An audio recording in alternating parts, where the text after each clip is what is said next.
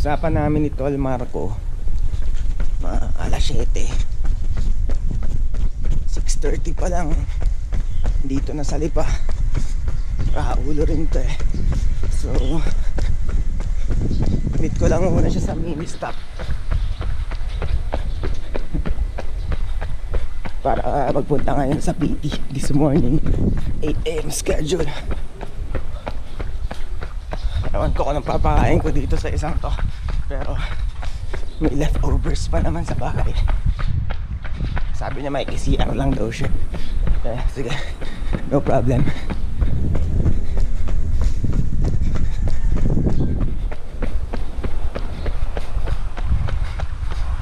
And actually, first time ko lang mamit si Marco. Very special friend din sa running. Fat Grill.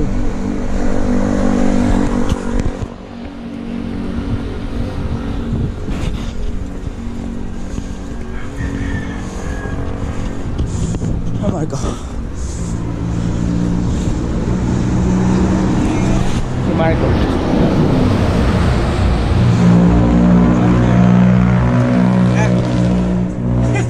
I'm gonna cut the video where I met Marco, and then the next sequence will be the lecture of Sir Darwin Katigbak regarding the myofascia and details.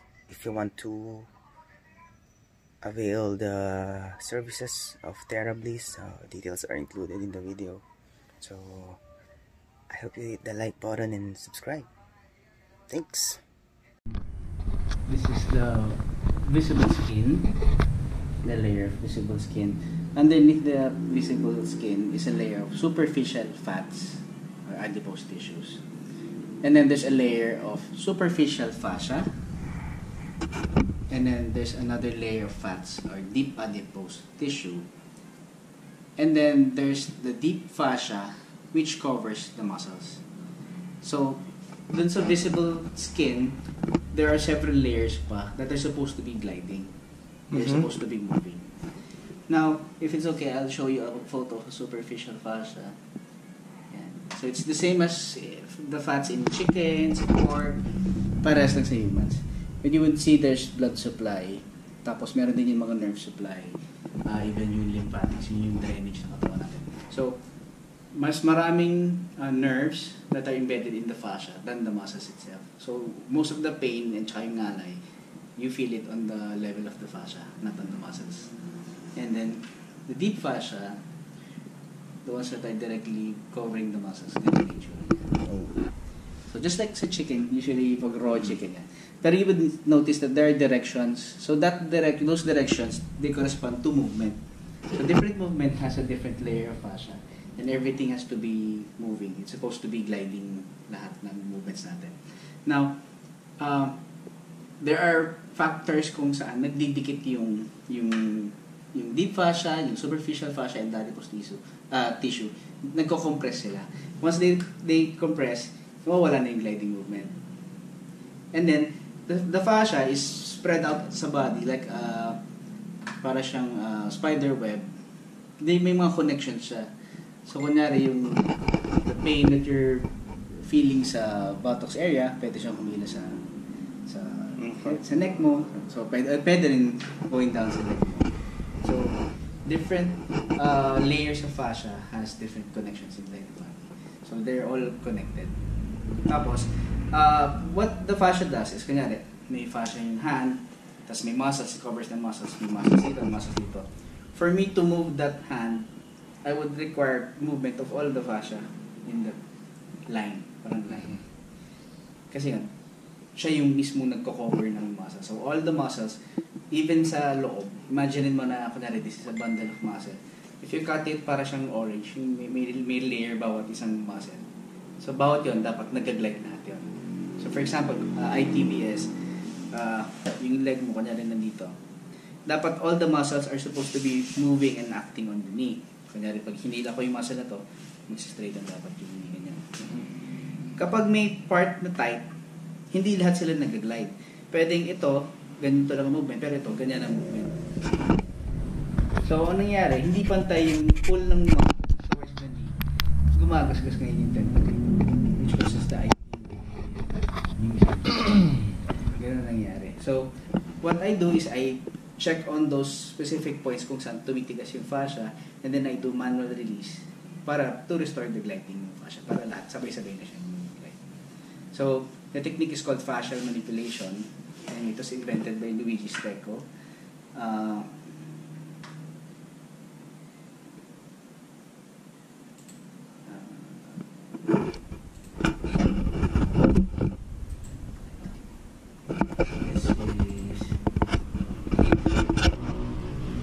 This is Dr. Carla Stecco and Dr. Andrea Pasini. So, this is the daughter of Luigi Stecco, the one who invented it. I was able to train with her sa India. And she was the one who published the first book on fascial anatomy, so yung functional atlas of the human fascial system. This was published 2015 pa lang. So, the knowledge about the fascia is that new. Yung fascial manipulation, it went mainstream mga 2008, pero it gained popularity mga 2012, tapos dumating sa Philippines 2015. So konti pa lang kami practitioners nito sa Philippines, actually worldwide, kakunti pa lang. Tapos yung mga various books na pinublish nila. Okay, tapos ito pala important. There is what we call proprioception. Ang proprioception, those are parang sensory mechanism ng body natin to know kung saan nakaposition yung body part. For example, ang kamay ko, pag nasa likod ng ulo ko, hindi ko siya nakikita pero alam ko kung anong position niya. So dun sa wrist, sa mga ankles, may mga sensors na nagbibigay ng signal to the brain telling you kung anong body position mo. So for example, sa nagta-tightrope, para malaman niya if he's falling on the right or on the left, dapat maganda yung proprioception ng ankles niya para may signal to the brain para hindi siya mahulog. Ganun ang proprioception. So, okay, yung balance na ganyan. Para ma-reach niya yung ganyang yung position, kailangan maganda ang proprioception ng ankles niya para hindi siya matumba.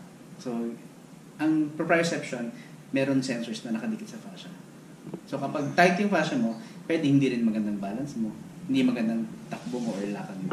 Kasi hindi mo na-receive yung, or hindi mo na-maximize yung signal na dumarating sa brain mo. So ganun siya ka-importante. So basically ang fascia is it's a connective tissue. This is how it looks like kapag under yun ang actual layers. Okay lang. So, yung actual layers, yung skin, yung fats, yung superficial.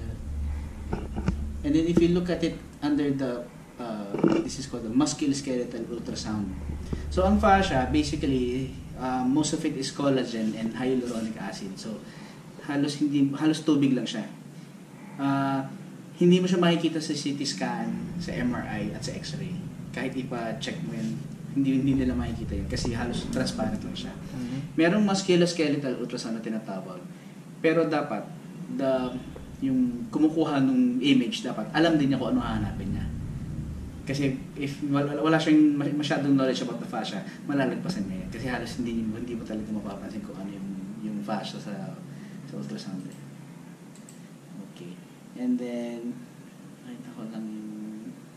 So, various areas ng body, ito sa knee, iba-iba rin yung shape ng fascia. So, aponeurotic fascia, usually yan yung sa knee. This is inner side nga na to ng knee. Iba rin ng layers. So, sa puwet, iba yung layer ng fascia, iba yung movement. Sa knee, iba rin yung function niya.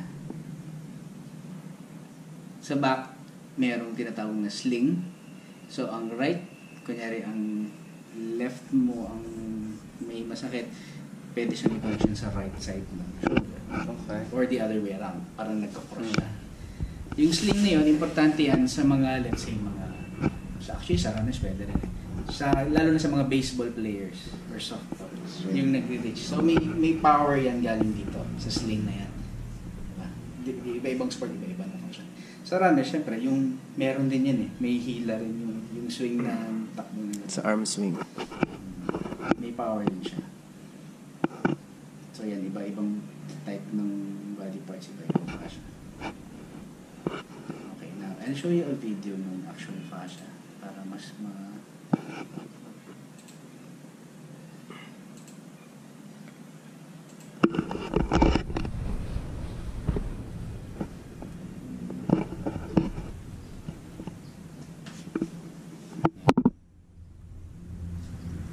So dapat basa siya dapat. Then the connections, lumilipat-lipat siya.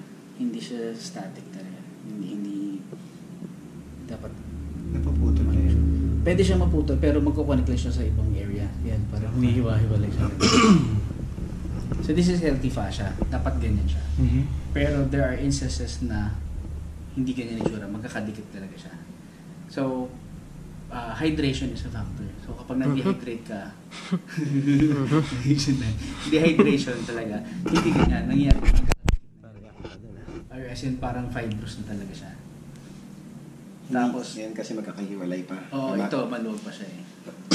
Ito, may mga blood supply siya. Makita mo yung blood supply. Itong area na to, medyo compressed yan. Yun yung sinasabi mo na tight. Medyo compressed yung area na yun. Nagdidikit-dikit siya talaga. It's hard to distinguish kasi some areas may mga fats talaga. Lalo na kung mas marami kang fats, mas makapal yung fascia din sa area na yun. Pero dapat ganyan lang siya. Madulas. Nakita mo, halos may tubig talaga sa loob.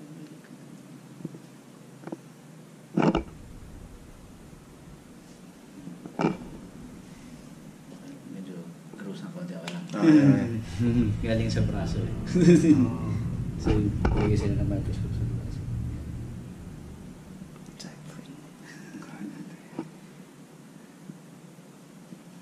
Tapos ito yung gliding. Yan. So, dapat ganyan dapat siya nag-glide. You can see na mas gumagalaw yung ilalim kasi sa layer ng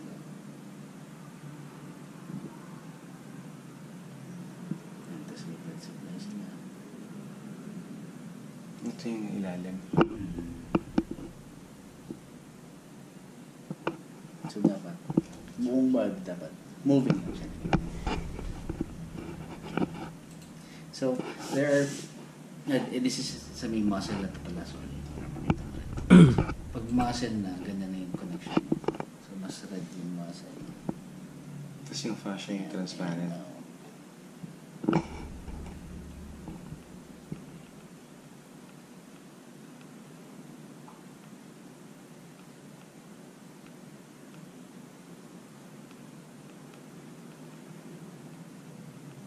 May tubig-tubig lang talaga siya. So dapat ganun siya dapat. Yung state niya is talagang madulas lang siya. So, what factors can cause tightness? So, number one is posture.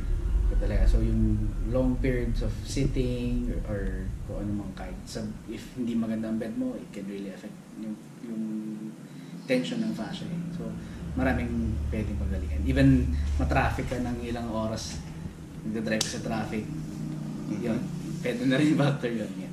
Tapos yun yan, dehydration. Basically sa nutrition is yung dehydration. Tapos sometimes pag masyadong matamis, tapos toxins like smoking actually can have an effect on the fascia. Alcohol, ang effect naman ng alcohol, dehydration. Yes. Yun ang effect niya. Tapos for surgeries, tattoos, trauma, fractures, dislocations, lahat yun, it can really have parang natutrauma yung fascia. Yung normal position niya, nagugulong. So, they can all be, parang can cause tightness. Okay. So, sige, okay na. Thanks.